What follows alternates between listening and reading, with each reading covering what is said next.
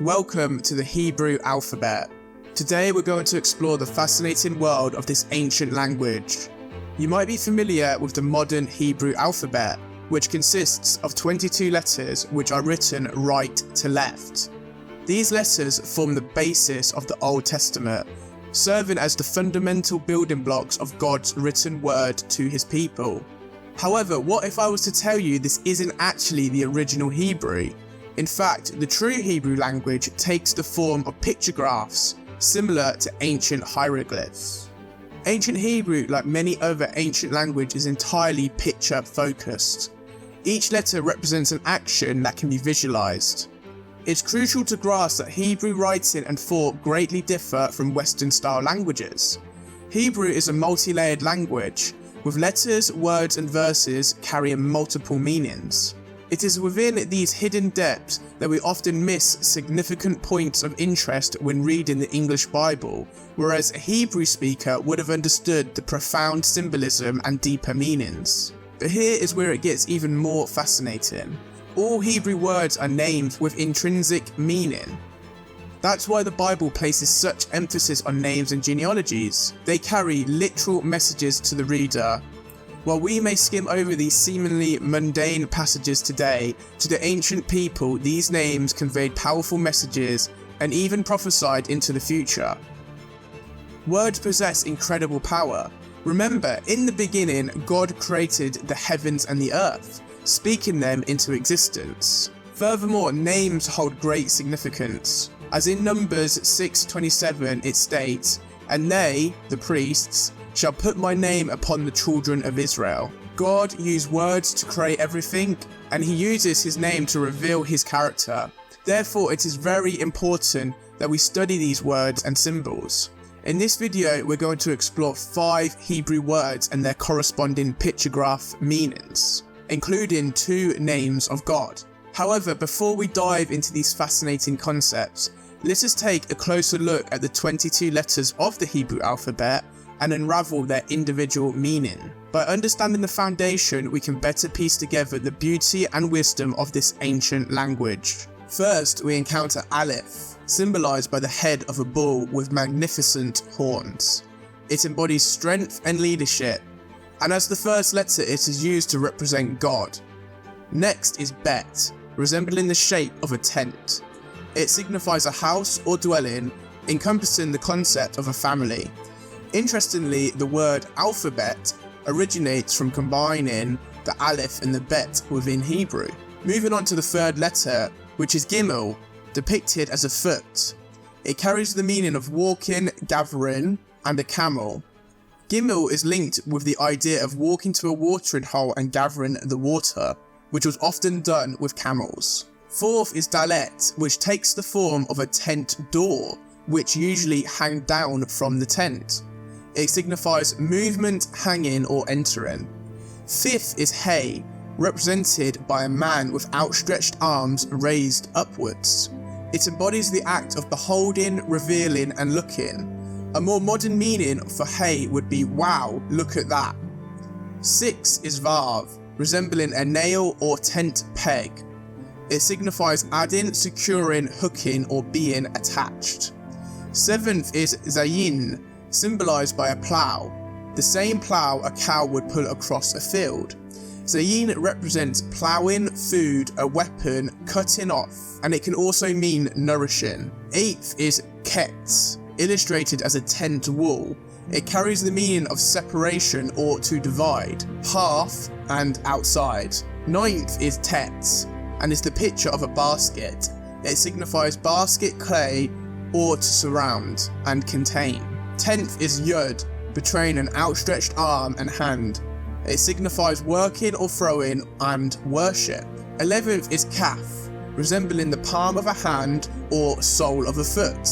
It means open, bend, or tame, with the idea being bending someone else's will. 12th is Lamed, symbolized by a shepherd's staff or goad. It represents control, teaching, yoking, binding, and moving towards a destination. 13th is Mem, characterized by sharp ripples of water. It embodies water and chaos.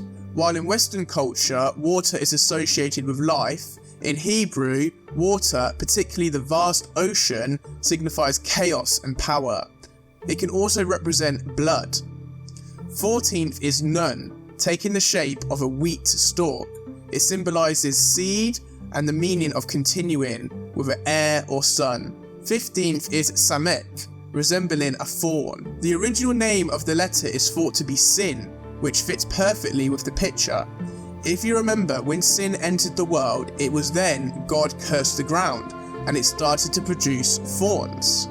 Sin is like a fawn. It means to grab, hate, and protect, as you would put thorn bushes around an area to protect that land.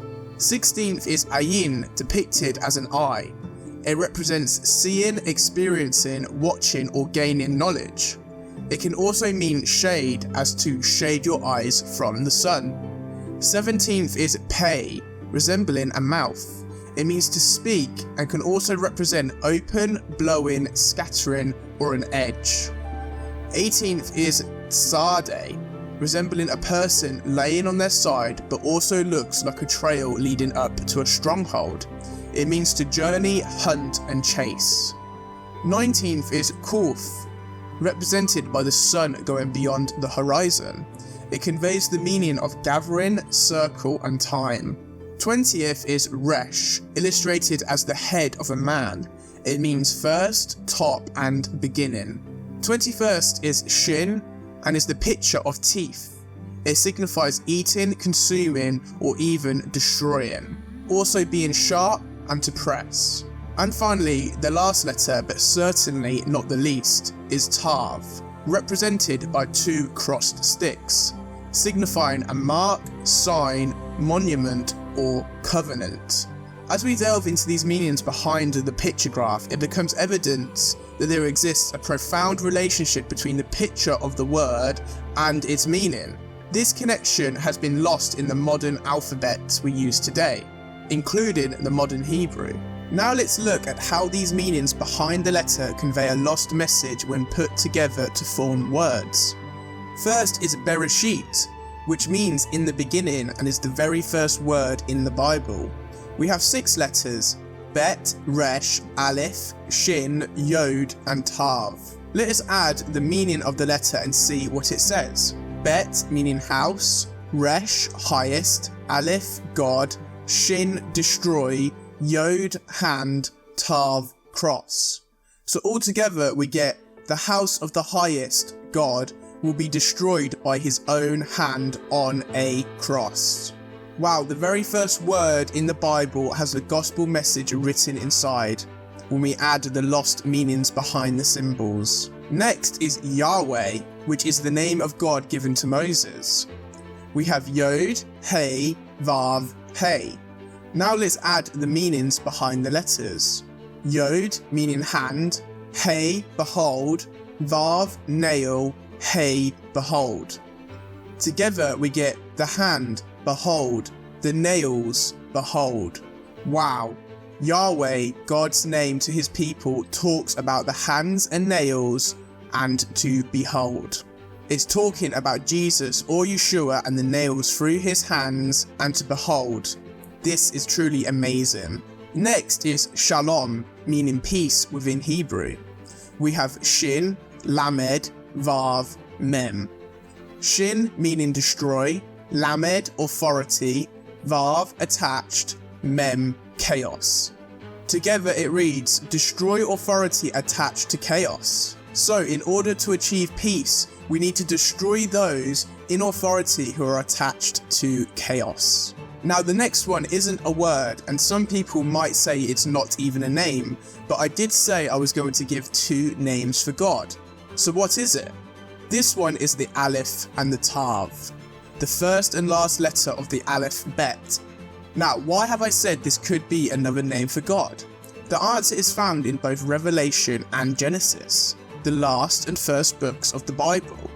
Jesus says to John in Revelation, I am the Alpha and the Omega, the beginning and end. But why was Jesus, a Hebrew, speaking in Greek to another Hebrew? Greek is the language the New Testament was written in, but I believe Jesus was actually speaking in Hebrew when he said this statement, and he would have said, I am the Aleph Tav. But what we miss in the English Bible is the Aleph Tav actually appears throughout the scriptures, but it's never translated into English. Let's now go to the first verse within the Bible, Genesis 1:1. Here we find the Aleph Tav. If we translate the verse with the Aleph Tav, we get, in the beginning, created God, Aleph Tav, the heavens and the earth. Or we could say, in the beginning, God, Aleph Tav, created the heavens and the earth. Now there are many different interpretations of this, but with the knowledge that Jesus is the Aleph Tav, Jesus is saying, I am the one at the beginning who created the heavens and the earth. But what does Aleph Tav mean? Let's look at the pictographic meaning. Aleph is bull, strength, or a leader, and links to God. We could say that it represents a sacrifice as well, as many bulls were brought as sin offerings to the temple. Tav is a cross, and it has a meaning of covenant. Jesus is saying, I am God, the sacrifice, the strength and the leader on the cross, and this is the covenant. Wow, isn't this fascinating? And there's loads more I could say about this. If you'd like me to do another video on the Aleph Tav, please leave a comment below. The final word for this video is Torah, which means teaching, but is often translated as law. We have a Tav, Vav, Resh, Hey, and with their meanings we get cross, nailed or attached, highest, behold. Together we get on a cross is nailed the highest, behold.